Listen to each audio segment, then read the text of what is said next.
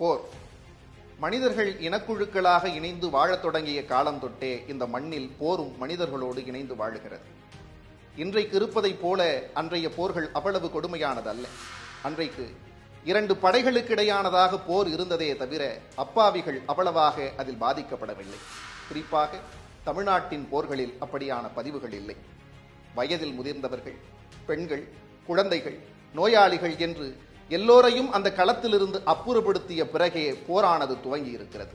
புறநானூறு அதற்கு சான்று பகர்கிறது. பாண்டியன் பல்யாக சாலை முதுகுடுமி பெருவழுதி என்ற பாண்டிய மன்னன் தான் தொடுத்த போரில் அப்படியான ஒரு அறிவிக்கையை வெளியிடுகிறான்.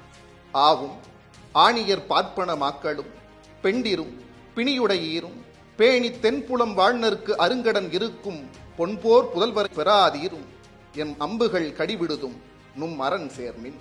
பசுவும் பார்ப்பனர்களும் பெண்களும் நோயாளிகளும் குழந்தைகளும் இந்த களத்திலிருந்து அப்புறம் செல்லுங்கள், பாதுகாப்பான இடங்களுக்கு செல்லுங்கள், நான் போர் தொடுக்க இருக்கிறேன் என்று சொல்லிவிட்டு போரை தொடங்குகிறான் அந்த மன்னன்.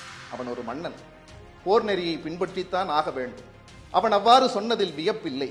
ஆனால் கண்ணகியும் அந்த நெறியை பின்பற்றுகிறாள், அதுதான் வியப்பு. மதுரையை எரிக்க தீயானது புறப்படுகிறது.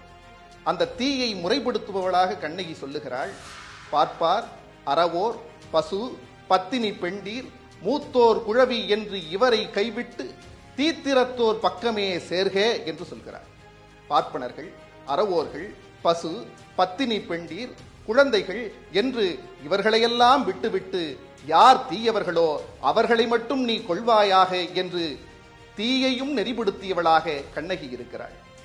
அவ்வளவு பெருங்கோபம் கொண்ட கண்ணகி அந்த நிலையிலும் கூட போர் அறத்தை ஒரு தீக்கு போதிக்கிறாள் என்றால் அந்த நெறியை நாம் என்னென்று வாழ்த்துவது, பாராட்டுவது?